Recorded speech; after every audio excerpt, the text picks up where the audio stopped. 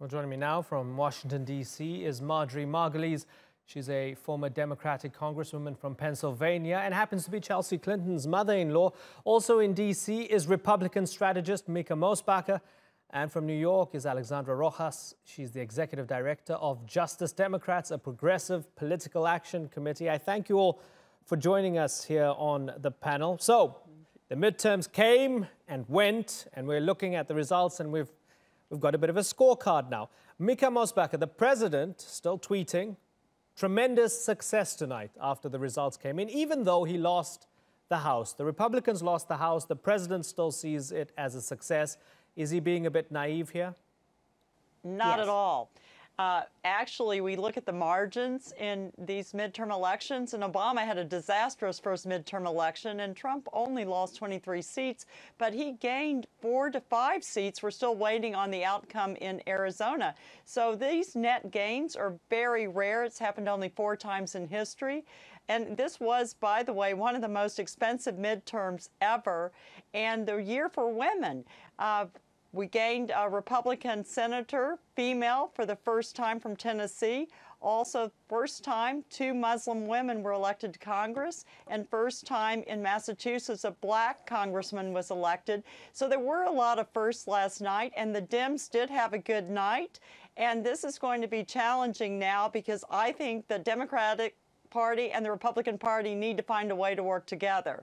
Otherwise, we will be gridlocked in the House and nothing will get passed. Yeah, and that's interesting. The question is whether there's a president with the appetite for working with the other side. Marjorie, let's look at the big picture, right? So clearly, of course, Trump is in control of the White House. He's the president. That's the executive branch. But the Republicans have the Senate, right? And they have a right-leaning or Republican-leaning Supreme Court in the country. Is it enough for the Democrats after these midterms to just merely have the House of Representatives, Marjorie? I think that this was a referendum on the president. Would we have liked to have done better? Sure. We flipped 28 seats. I thought we were going to do more, but who knew? Many of them by women. The real conversation, as far as I'm concerned, is now, especially down ballot, people are saying stop. The tone is terrible. Stop doing this to the president. We're an embarrassment worldwide. What are the words that are coming out of his mouth? And even though we didn't do as well as some of us had hoped, we flipped the House. We did an extraordinary job down ballot. We now have 100 women in the House. In my state, in Pennsylvania, we didn't have a woman on our delegation. When I served, I was the only woman on our delegation. Now we have at least 4. We may have more, but we have 4 women on the delegation.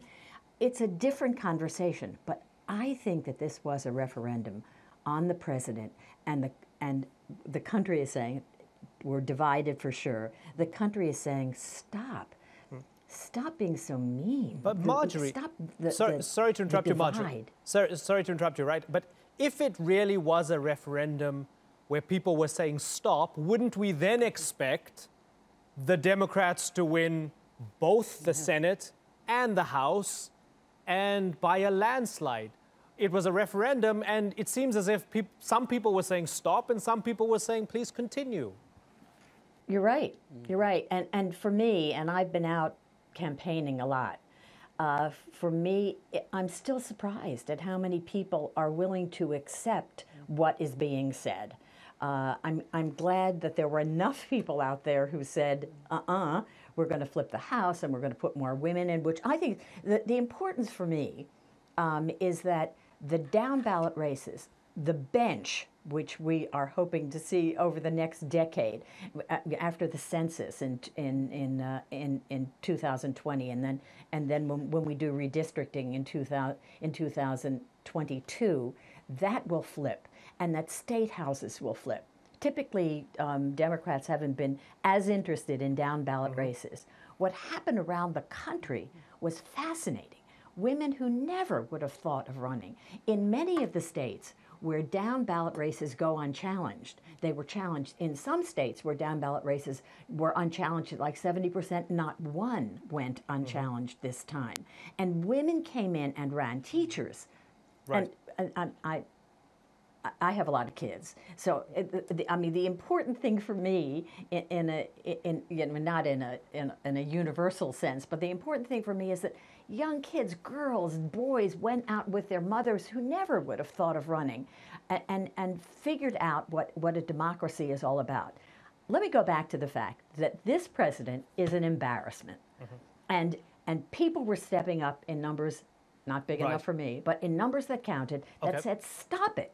Okay, and for presumably half the country, he's not an embarrassment and they still support him. Alexandra Rojas, looking at the results of this election from the perspective of the left, from a progressive perspective, are you disappointed that you didn't do as well as perhaps you might have wanted to do?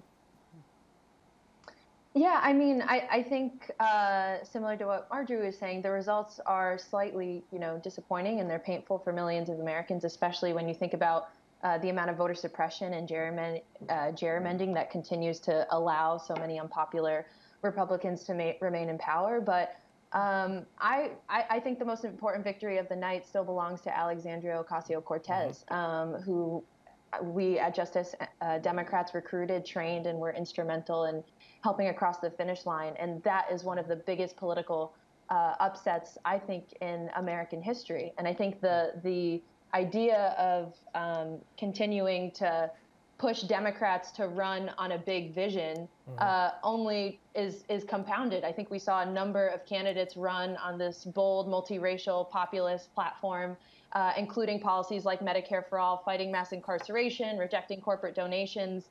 When you see rallies throughout the country of where the grassroots base is with the Democratic Party. And so we can't be so short-sighted to think that it all can happen in one election. I think we're going to see places like Texas, right, where Beto O'Rourke almost pulled it off, not only turn purple, but win in our generation, as Alexandria mentioned. Yeah, some people see Texas as the bellwether for the country. And just for those who don't know who Alexandra Ocasio-Cortez is, 29 years old. She's the youngest woman ever elected to the U.S. House. She's 29 years old and a New York Democrat. Let me bring in Mica here. So, Mica, there are those who look at it and think, okay, for the next 2 years, the House of Representatives is going to try and make life difficult for Trump, right? So we have the Mueller investigation. After that, we're going to have, I guess, there's an intel committee that falls into the House, which is going to look at Trump's finances. They're going to look into any dodgy dealings he might have done in the past. They might even try to impeach him. Does he care, Mica, and are the Republicans worried? No, I mean, the Democrats will do what they're going to do. I don't think it's good for the country to look at impeachment, for example. It was very difficult in 1998, 1999 during those hearings involving President Clinton. I think that going forward, what this country has signaled is that they would like to see some accomplishments. And President Trump did try to reach across the aisle on immigration, for example, and also on infrastructure. And the Democrats wouldn't work with him. He's the art of the deal president. He's a pragmatic businessman, and he does have a strong record of accomplishments to run on, especially a roaring economy and 3.7% record unemployment. And so the Dems will have to deliver some sort of accomplishments to their constituents in 2020 to gain any traction. So while they did have a good night, I think they have a long way to go in terms of keeping up with President Trump and his staggering achievements this past 2 years. Okay, and so Marjorie, tactically, what's the better thing for the Democrats to do? For the next 2 years, make life hell for him because they control the House, or find a way to work with him even though he might be an embarrassment, as you say?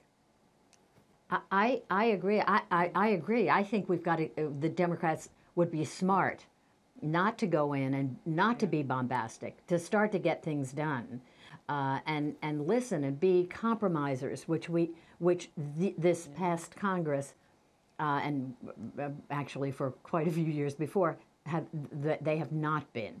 I can remember when we came in the year of the woman, we went and we said, okay, Let's get things done. There are things on the back burner. Family and medical leave, reasonable gun control, the automatic weapons ban. Let's figure out how we can get that done. I don't think that we can, unfortunately, touch anything on gun control with this country right now. Right. But let's get things done. I think it's silly, too early, ridiculous to talk about impeachment until we figure out what the information is. I do think something that we have to look at is that we have new chairs of committees. Energy and Commerce will be Pallone. Nita Lowey is taking over appropriations. The Nadler.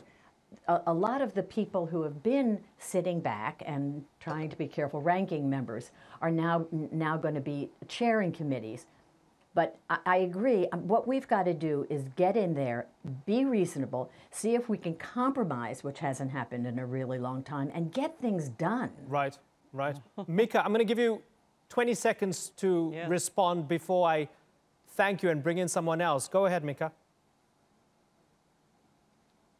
Yes, well, we were discussing earlier President Trump's tone, and it was interesting. In a rare moment of self-reflection, he said in an interview yesterday that he wondered if he should have softened his tone. I would argue very strongly that during 2016, when he ran as a disruptor, that people were expecting him to come on strong, and that was really one of the selling points of his personality. But I think he is growing in his role as a statesman, and I think that he very much wants to accomplish something for the greater good of this nation.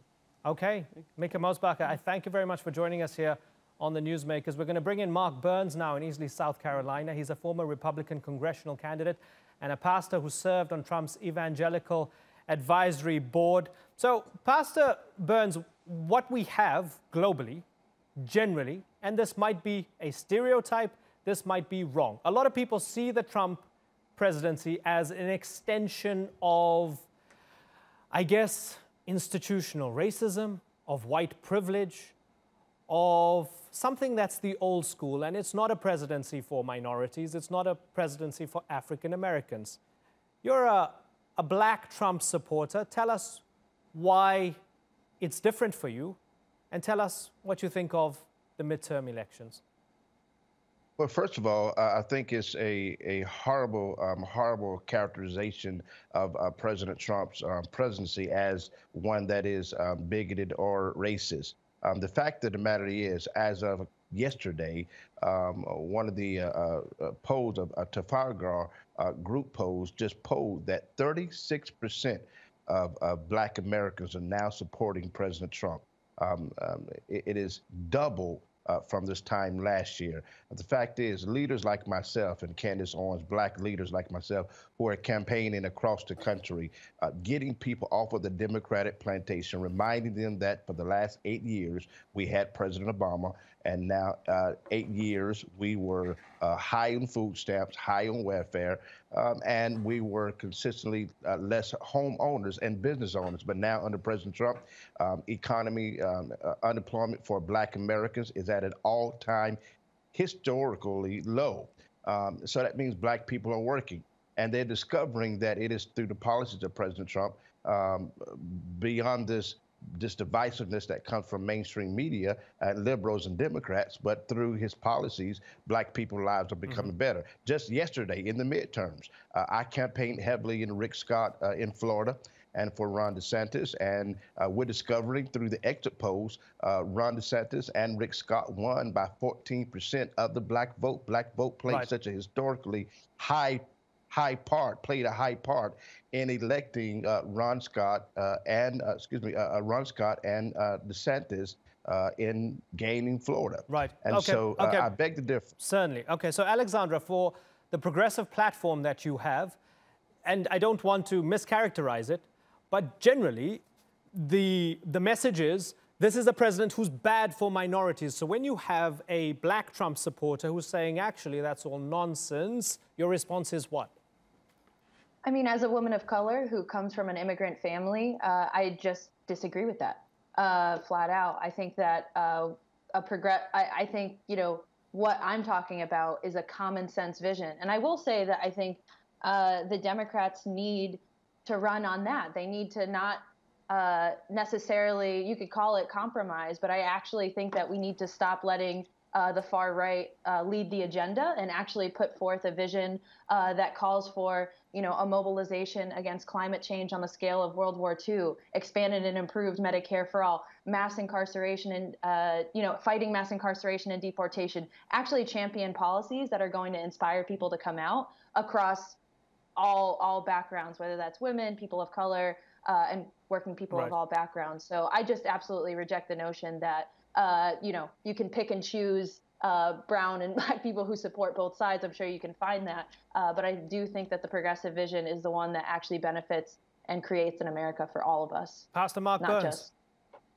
Well, I mean, the reality of it is that when you look at all of the major cities, inner cities in America, which are, again, high crime rate,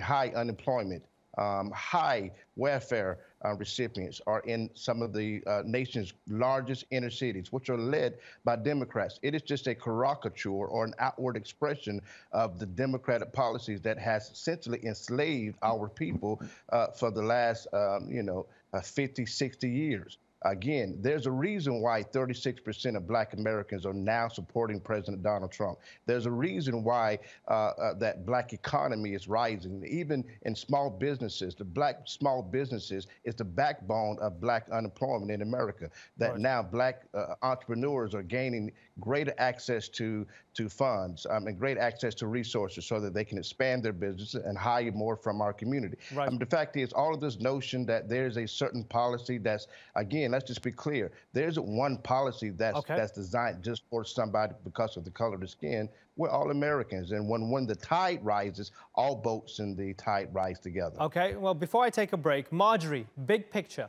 would you accept that 2 years ago, Democrats and progressives underestimated Trump supporters, didn't take them as seriously as maybe they should have, and in 2018, for sure, that is not the case. Can we all agree on that, Marjorie?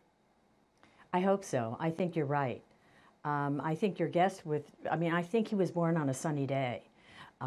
If you go to any community, any African-American community, I've been working with him for a long time, Trump is not seen as a warm, fuzzy, embracing person. I mean, I've been working with immigration, with immigrant communities and refugees for years. We all come from refugee communities. Our family hosted for 25 years, we hosted a refugee family. The youngest child in that family, who is 4 now, who was 4 then, is now an anesthesiologist. I mean, we shudder to think about the conversation that Trump is having with regard to refugees and immigrants.